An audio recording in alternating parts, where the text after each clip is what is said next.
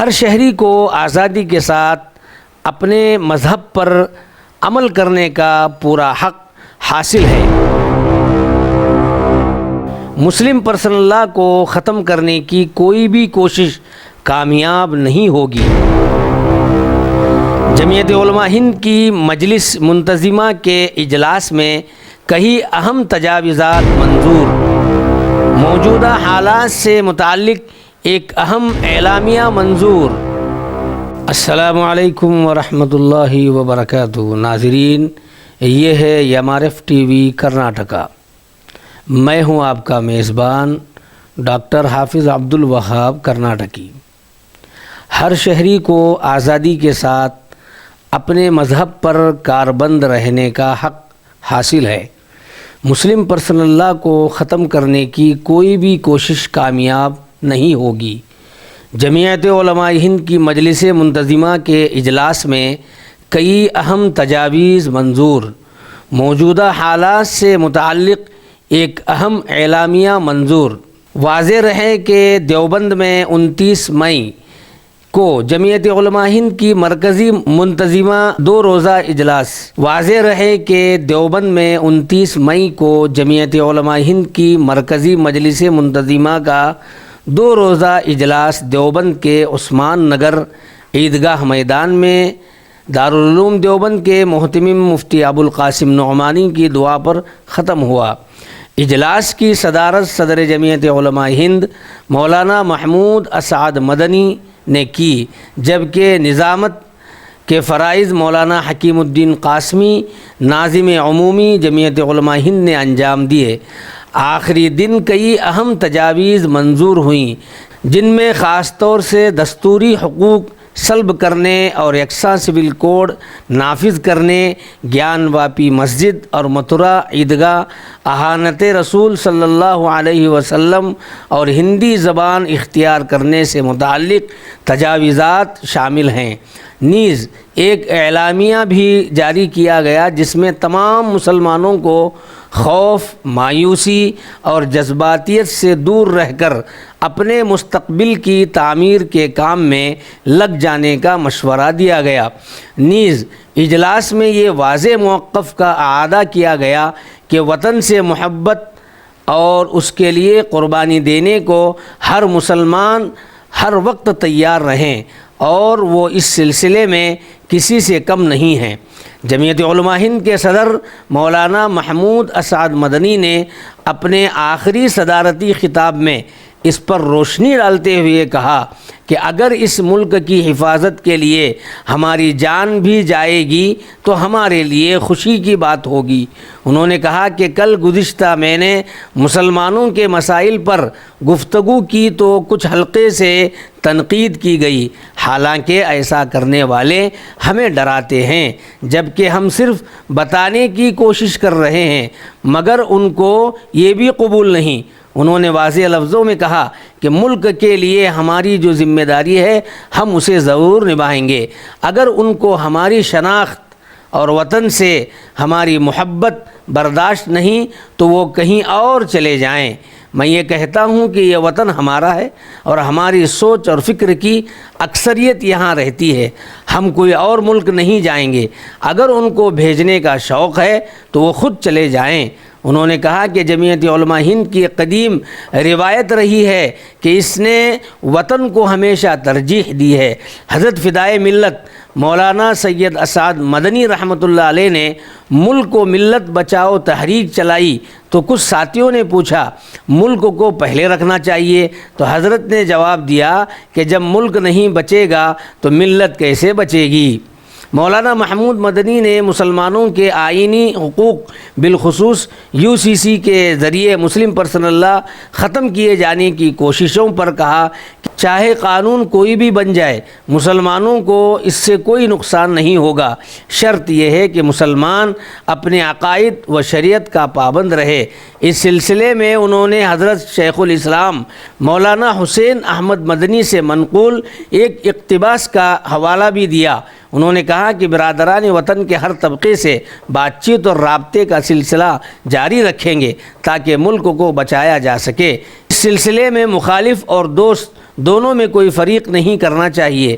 جمعیت علماء اس سلسلے میں کسی ملائمت سے پیچھے ہٹنے والی نہیں ہے۔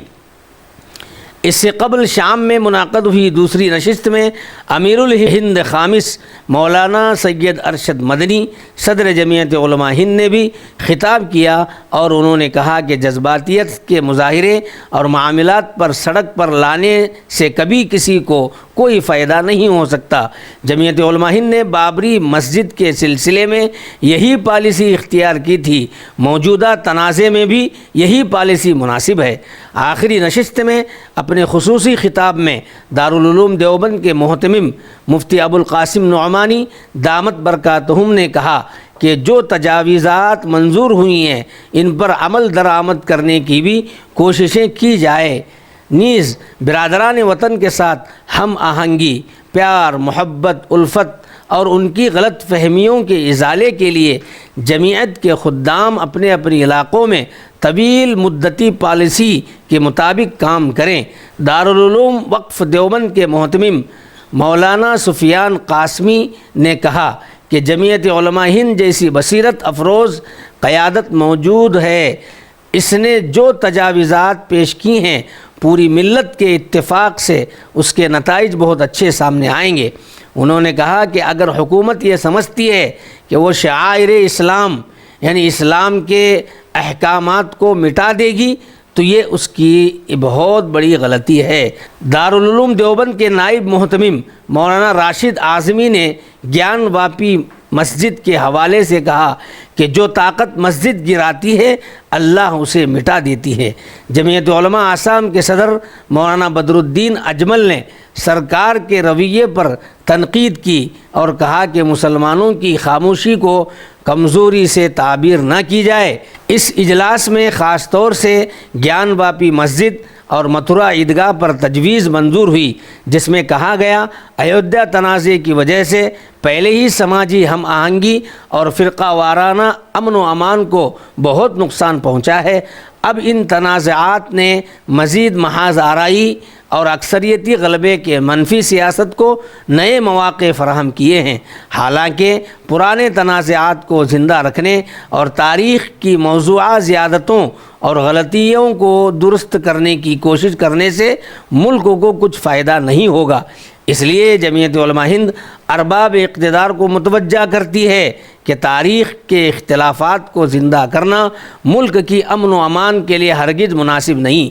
خود سپریم کورٹ نے بابری مسجد کے فیصلے میں عبادت گاہ ایکٹ 1991 کو آئین کے بنیادی ڈھانچے کی اصل روح بتایا ہے، جس میں پیغام پوشیدہ ہے کہ حکومت سیاسی جماعتوں اور مذہبی گروہوں کو اس معاملے میں گڑے مردے اکھاڑنے سے اجتناب کرنا چاہیے، تب ہی جا کر آئین کے ساتھ کیے گئے عہد کی پاسداری ہوگی، ورنہ آئین کے ساتھ بہت بڑی بدعہدی کہلائے گی۔ یکساں سول کوڈ کے متعلق تجویز میں واضح طور سے کہا گیا کہ مسلم پرسنل لاء میں جو امور شامل ہیں، مثلا شادی، طلاق، خلا، وراثت وغیرہ، وہ کسی سوسائٹی، شخصی یا گروہ کے بنائے ہوئے نہیں ہیں، نہ وہ تہذیب اور رسم و رواج کے معاملات ہیں، بلکہ وہ بھی نماز، روزہ، حج وغیرہ کی طرح مذہبی احکام کا حصہ ہیں اور قرآن کریم و احادیث شریفہ سے ماخوذ ہوتے ہیں۔ اس لیے اسلام سے ثابت شدہ قوانین یا احکام میں کسی بھی طرح کی تبدیلی یا اس پر عمل کرنے سے کسی کو روکنا دین اسلام میں صریح مداخلت اور دستور ہند کی دفعہ 25 میں دی ہوئی ضمانتوں کے خلاف ہے۔ اس لیے ہمارا مطالبہ ہے کہ آئین ہند کی بنیادی دفعات کو سامنے رکھتے ہوئے مسلم پرسنل لاء کے تحفظ کے سلسلے میں واضح آرڈیننس جاری کیا جائے۔ اگر حکومت یکساں سول کوڈ کو نافذ کرنے کی کوشش کرے گی تو مسلمانان ہند اور دیگر طبقات اس عظیم ناانصافی کو برداشت نہیں کریں گے اور اس کے لیے دستوری اور آئینی حدود میں رہتے ہوئے ہر طرح کے اقدامات پر مجبور ہوں گے۔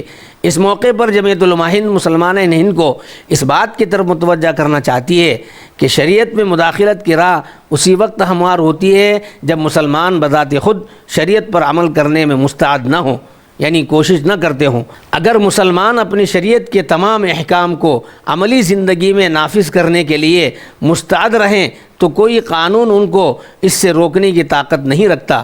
اس لیے تمام مسلمان شریعت اسلامیہ پر پوری طرح ثابت قدم رہے اور مایوسی و مرعوبیت کے شکار نہ ہوں۔ اہانت رسول صلی اللہ علیہ وسلم سے متعلق تجویز میں حکومت سے مطالبہ کیا گیا کہ وہ جلد از جلد کوئی ایسا قانون واضح کرے جس سے لا اینڈ آرڈر کی موجودہ بے بسی ختم ہو۔ اس قسم کی شرمناک ناگفتہ با حرکتوں کا انسداد ہو اور پیشوائیاں مذاہب کا احترام جو تمام انسانوں کا مشترکہ فرض ہے محفوظ رہے۔ ہندی زبان اختیار کرنے سے متعلق تجویز میں مسلمانوں بالخصوص اہل علم حضرات سے اپیل کی گئی کہ اردو کے ساتھ ہندی اور علاقائی زبانوں کا استعمال کریں۔ اس سلسلے میں ائمہ حضرات، واعظین، مقررین کو خاص طور سے متوجہ کیا جاتا ہے کہ وہ جمعہ اور دینی جلسوں کے تقاریر و پیغامات ہندی یا دیگر علاقائی زبانوں میں پیش کریں۔ اس کے علاوہ شام، فلسطین اور عالم اسلام سے متعلق تجویزات منظور ہوئیں۔ اقلیتوں کے تعلیمی و اقتصادی حقوق پر تجاویزات پیش کی گئیں۔ مسلم اوقاف کے تحفظ سے متعلق تجویز پیش کی گئی۔ مولانا ندیم صدیقی مہاراشٹر وغیرہ نے اخیر میں جمعیت علماء اتر پردیش کے ناظم ذہین احمد دیوبند نے تمام مہمانوں کا شکریہ ادا کیا۔ واضح ہو کہ جناب ذہین احمد اور جمعیت علماء یو پی کے ناظم اعلیٰ مولانا سید محمد مدنی اور دیوبند و مغربی یو پی کے جمعیت علماء کے ذمہ داروں نے مہمانوں کی خدمت کی ہر ممکن کوشش کی ہے۔ اجلاس میں دو باتیں خاص طور سے قابل ذکر پیش آئیں۔ اول یہ کہ نائبین صدر کے لیے مولانا مفتی سلمان بجنوری اور مفتی احمد دیولہ کا انتخاب عمل میں آیا۔ اجلاس میں دو باتیں خاص طور سے قابل ذکر پیش آئیں۔ اول یہ کہ نائبین صدر کے لیے مولانا مفتی سلمان بجنوری اور مفتی احمد دیولہ کا انتخاب عمل میں آیا، جبکہ مولانا قاری شوکت علی ویٹ خازن منتخب ہوئے۔ دوسری طرف سے فدائے ملت مولانا اسعد مدنی، پروفیسر عبدالحی مرحوم کی لکھی ہوئی کتاب کا اجرا بھی عمل میں آیا۔ نیز فدائے ملت پر مولانا عارف قاسمی استاد دارالعلوم دیوبند اور مولانا حذیفہ کانپوری کی عربی کتاب اور مجموعہ مقالات حضرت مفتی مہدی حسن رحمۃ اللہ علیہ کا بھی اجرا عمل میں آیا۔ اس موقع پر طبی خدمات غریب نواز ٹرسٹ دیوبند نے پیش کی۔ اجلاس میں جمعیت علماء سے وابستہ ملک سے کئی اہم شخصیات، دارالعلوم دیوبند، دارالعلوم وقف دیوبند سمیت بڑے اداروں کے ذمہ داران بھی رونق اجلاس تھے۔ ناظرین، چلتے چلتے ہم آپ سے درخواست کرتے ہیں MRF TV کرناٹکا کو خوب شیئر کریں، سبسکرائب کریں۔